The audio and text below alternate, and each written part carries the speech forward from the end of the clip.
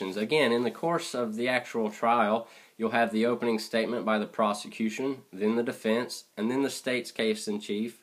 State, prosecution, they're the same thing. So the state would call Officer Bates, and then they would directly examine him. Once they're finished with the direct examination, the defense will have the opportunity to cross-examine Officer Bates. Once that's finished, prosecution will call the next witness, which will be Officer Major. Defense will cross, and then we go to Marcia Snow. Defense will cross, and that is the close of the case in chief of the prosecution. Now at that point, the prosecution will stand and ask for a directed verdict. It's just a simplicity. It's something that you really don't need to know for this particular trial, but know that it's something that lawyers can get in a lot of trouble for if they don't do, because it preserves their right to appeal in certain situations. And if they lose that right to appeal, then they've done wrong by their client. So, moving on, we're now out of the prosecution mind frame, and we're going to defend Andrew now. We're going to tell the jury why he should not be convicted of these charges, and actually we're going to go beyond that and tell him how great of a kid he's become and how he's matured into a nice young adult. So, in our case pack, let's go ahead and take a look at Andrew and see what he has to say. Now, keep in mind, like Officer Bates, Andrew is going to put all the information out there for the jury. His friend James Lincoln and Penelope Carter are simply going to supplement what he doesn't say or fill in the gaps to what his story does say. And just like with Officer Bates, there are some things in Andrew's testimony here that we don't want to put out to the jury voluntarily. And we'll take a further look at that. But let's look at what kind of theme we can surround Andrew with here. At first he talks about, we were outside school, it was 3:30, just watched the Thanksgiving pageant, just hanging out, wanted to be outside, left our book bags in the locker. Talks about Tanisha, and this is a way that you can really bring out a softer side of Andrew. She was coming out in her waddly butt turkey costume, they were joking, saw the cops, and then the cops came back, yelling, screaming, hands on baton, and then the fight happens. And then he goes on to talk a little bit about his troubles. He tries to say, I'm owning up to them now, I'm doing better, and we'll just have to see. So let's go ahead and in your direct examination booklet here, let's turn to Defense's direct examination of Andrew Madison. Again, who is he? Why is he here? Can you please state your name and age to the jury? My name is Andrew Madison. I'm 18 years old. Do you go to school? Yes, I'm a student at Street Law High School. Why did you transfer to Street Law High School? I transferred from Harding because I was getting a bad rep with the teachers and administration, which was my bad, but I wanted to change, and that wasn't going to happen there. So my parents said I could transfer. Now, I just said, we don't want to put too much in there that they can attack. And that's something they can attack. I was getting a bad rep with teachers, I was doing this and that, and we go on to talk about a few more things. But at the end of the day, we're trying to sell Andrew as a success story, as someone who's really moved past this and has made progress. And you really can't make progress or show that progress has been made if you don't start from somewhere. So there we kind of soften it up a bit, and in the next one as well, we soften it up a little bit but still get it out there to the jury. What steps have you taken to make that change? I'm in a peer mediation group that really helps me work out my anger issues.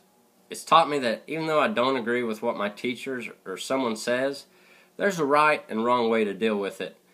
I used to get up in their faces, but now I just stay calm, talk to the teacher after class about what happened. I'm able to admit when things are my fault and take responsibility for the things that are mine.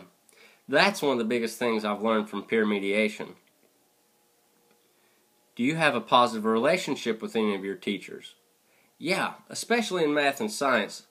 But the others just remember me as the kid who got in a fight first year, or the kid who talked back, and they can't think of me any other way. That's been the hardest part for me. I have the support of my peers, but not much from the authority figures. Now let's take a look at this last one we're just finished up with. And this is a theme that we're going to play on quite a bit, as I said. You know, they remember Andrew as this kid who got in a fight or who was suspended or talked back or did things. Even the stories they'd heard when he transferred in from Harding, a lot of people took that for face value and took no effort, made no effort to really help Andrew or get to know Andrew or read past the first part of what they'd seen. So it really hindered Andrew, and think Officer Bates did that. He had Andrew pegged from the moment, he got out of the vehicle. You heard Marcia Snow kind of do the same thing. You know, he was this bad kid. Everybody thought he was bad. And as you'll see, Penelope Carter comes right out and says, yeah, I took it for face value. So we really want to show Andrew was like, nobody gave him a chance. Nobody. Have you been in trouble any this year? No. Things have been going really well. I'm not perfect. I've had 2 warnings, but like I said, I've really learned a few things to help me stay calm and react in a positive manner, so that's kept me out of a lot of trouble. Andrew, can you explain what you were doing on November 27th, 2012? Yes, sir. Now at this point, we want to make Andrew feel like he's the victim, and we want him to express those emotions. So our witness, Andrew, you're going to show quite a bit of emotion here, at least the best you can. Yes, sir. You're dreading this. I was hanging out with my friend James on the corner across from school. It was around 3:30. We just watched the Thanksgiving pageant, and some of my friends were in it. We just wanted to hang out a bit, so we left our book bags in school, and we're going to go back and get them before we left. Did you have any contact with any other students while standing outside?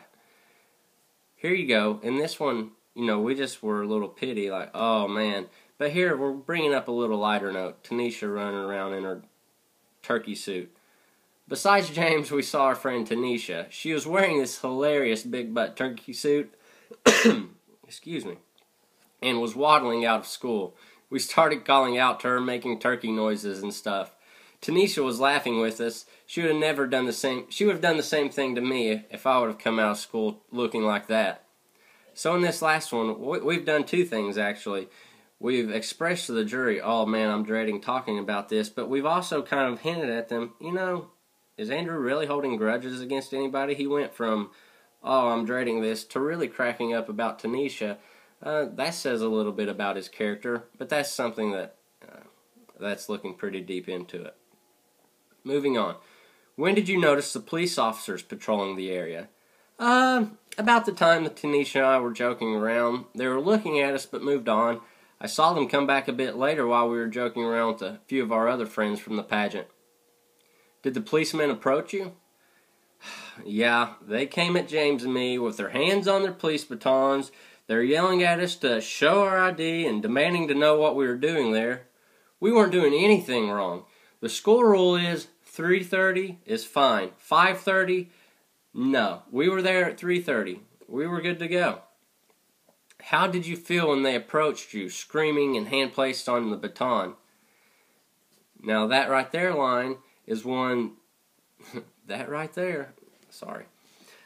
That line is one that the attorney is really going to have to sell and say, how did you feel when they approached you, screaming and waving their batons? Kind of make it seem like that's silly. I had no clue what was going on. I felt like a criminal, but we were literally just hanging out. What happened next? Well, I was a little shocked, so I didn't respond right away. I could tell the cops were getting agitated. They had taken their snaps off their batons, and one kept telling me that he was going to arrest me if I didn't show my ID. So right there, let's look at these last 2. How did you feel? What happened next? The prosecution is going to say, Andrew was just trying to play hardball, trying to get us agitated and things like that. What we're trying to say now as the defense is, these police officers came storming at Andrew and his friend, hand on police batons, screaming about arresting us and what are you doing here? I know the school rule. I'm supposed to be here. I'm allowed to be here. I'm a student. We were just hanging out. I was taken off guard. So when they came and were yelling and screaming and doing all this, I kind of just froze up. I didn't know what to do. I wasn't trying to piss anybody off. This guy was... I thought I was getting my knees chopped out, something like that. And we can sell that and make the jury think otherwise of Andrew. Did you show him the ID? I reached into my pocket to get the ID. I had it and my keychain in my hand. At the time, the cop just tackles me. The ID fell to the ground. Did you suffer any injury from the tackle? Yeah, my ID, which was in my wallet, is attached to a keychain. On a keychain, I have a little multi-purpose Swiss Army tool. I use it to peel fruit and stuff. But anyway, he tackled me. The blade of my knife popped out and ended up cutting the upper part of my arm, which hurt like heck. Now what did I do there? Showing the jury, look, first two things. You're just going to show that. You know, that puts an image in the jury's head. My multi-purpose tool. We're not going to call it a knife. We're going to say this was my multi-purpose Swiss Army tool. Even though it says knife there, go ahead and cross that out. Swiss Army tool. That's just a way of wording it. We're not lying. It's a Swiss Army multi-purpose tool. It is. It happens to have a blade, yes, but, you know. So we'll get that in that way. To the next page. What happened after he tackled you? I tried to tell him to get off of me, and I tried to pull away, which I guess made him mad because he went ballistic. And again, when you're doing direct examinations, the witness is the star, so watch how we're just going to guide the conversation.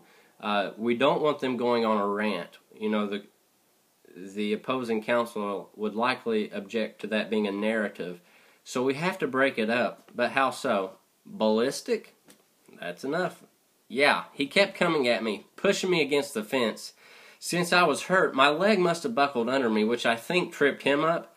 He threw me to the ground, but kept his wrist... He threw me to the ground, but kept my wrist in his hand. I heard my wrist pop, and suddenly my arm was on fire. It hurt so bad. I kept hollering for him to stop, that it was hurt, that my wrist was hurting. Did he let up? No, neither cop responded. And at this point, Andrew, you've got to sell this. You've got to be hyped up. You're reliving this. This guy broke your wrist, got you stabbed, come running at you with his hand on baton. What are you doing here? Show me your ID. This is a traumatic event for you. You have to sell that. Where was your friend James while this was taking place? And remember in class I said, we're going to have the opportunity to make that bad cop, good cop distinction. This question hints at it, but that's really one of the things we'll do on cross-examination of Officer Major and Officer Bates is really bring out, you know, Officer Bates, you were bad cop, and put that label on him. So, where was your friend James while this was taking place? I don't know what James and the other officer was doing at that point. All I could think about was my wrist. What happened next? So, I was on the ground, and that one officer had his knee in my back, put cuffs on me, and lifted me up off the ground by my cuffs. I was really hollering now. It hurt my wrist so bad. Now, not only are you going to emphasize that vocally, throw your hands up there. Let them see that wrist action. You know, he pulled you up by your wrist, your broken wrist, not only that, and all the weight of your body was supported right there because he had you cuffed by your broken wrist. There's a lot to be said in those images that you can give to the jury. What happened? After you were taken to the police station, what happened?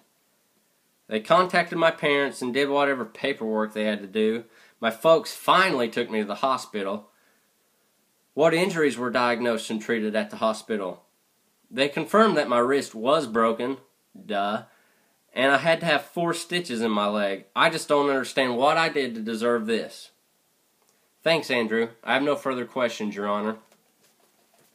So, like I said, there were certain things that we just kept out of there. We didn't want it to be said, not by Andrew at least.